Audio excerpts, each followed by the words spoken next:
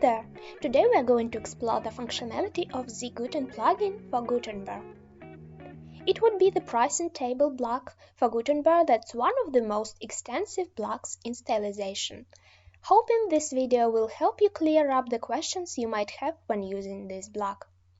To edit, you'd have to click the plus icon and open ZeGuten category of blocks. Here click Pricing Table and here we go. On the right you see the list of tabs containing content and stylization options now covered and organized under the main structure items. For one, you get content and header styling options under the header block.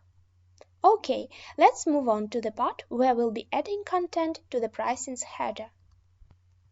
As you can plainly see, there's quite a bunch of options like alignment, badge, subtitle icon, and so on. The badge and plain icons have much in common because you can use an SVG icon to set a badge.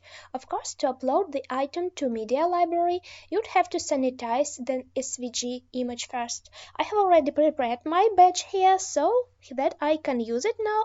There are also multiple positioning options for the badge like size and indentation. You'll be able to place the badge even outside of the block if you wish, but I'll stick with a more classic style.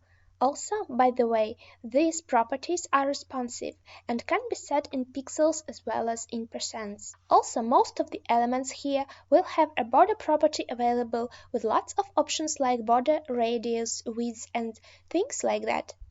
Now let's play around with the subtitle text. It's the text that should describe your pricing table, and here are the typography options where you can change the HTML tag, font family, size, making it responsive. Let's also change its color into gray. Okay, going to change the title here and change its color to a beautiful teal blue. The typography settings are pretty extensive here, yet similar to the ones for every other text element of the pricing. So let's just tune them a bit to our liking. Here we go with the description text. We tell in brief in the gist of our pricing and move on to editing the typography.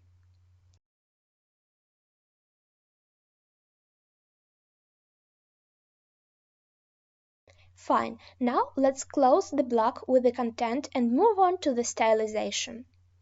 The header styling provides us with the means to edit the block's minimal height just in case and make it responsive and set a background color or image. I'm going to use a creative background from the media library. What's more important, we can work on its position, attachment, and repeat values. And if you want to get the image show up as a background fully, you should set background size to contain or cover if you want it to cover up the full width of the pricing header.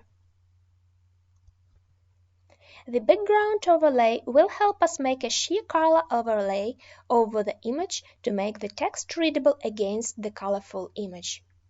Now, speaking of the header shadow, some of the elements have these properties and you can definitely make it work with the wide range of colors and so many settings at hand.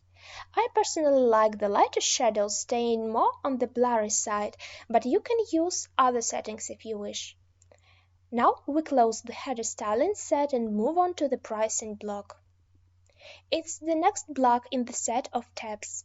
And here we see the price content and price styling settings, which strongly resemble the settings in the header. Okay, we tweak a bit the price content, and as you can plainly see, there are settings for such elements as prefix, suffix, and price itself. You will also be able to work on both typography, alignment, and color settings. But the most cool thing is that we can display price inline or as a block. Now moving forth to editing the description. Again, we add some text and style up the typography. The content settings allow us also to add a tooltip, and here we can set an SVG image to specify it's here and make it appear on hover or click. But please note that for these changes to take place, you'd have to save the changes as a draft and refresh the page. Now what's in the price block styling? The settings are pretty similar to the heading. I'm adding a 1 pixel border at the bottom just to show how it works.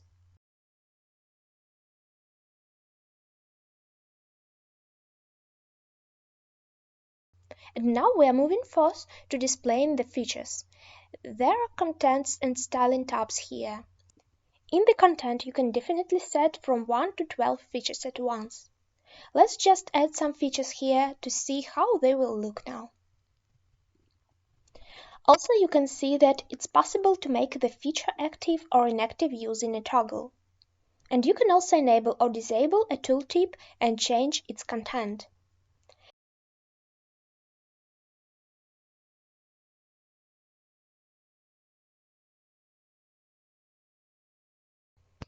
Another simple yet cool feature is coloring the odd and even rows differently. Check it out. It helps distinguish the features when there are plenty. What's more, you can set a different color for an active and inactive item. Though my items are all active, so I'll use only the active color here, but you can do as you wish and as you need. Okay, we close the tabs. Not to mess anything. I strongly recommend to close tabs when you have edited the necessary part because you won't be able to find the block otherwise. Now, speaking of the button stylization, you can enable or disable it, change its alignment, and surely set your own button text. For now, I won't add any link, but this can also be done. And you can choose to open the link in a new window or in the same one using Link Target option. The color options enable you to use different sets of colors on hover and in normal mode. You can also enlarge the font you use on hover mode, use the specific icon, etc. I keep using the teal blue color for the whole section background and keep playing around with the border radius settings to make my button angles softer.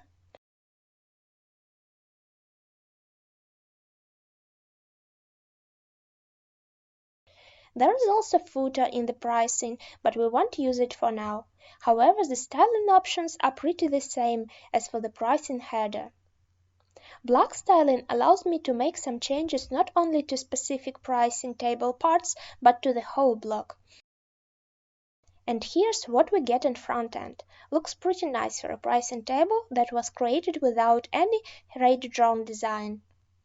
What I want to show you now is how the pricing tables can be styled up with all the settings and options at hand.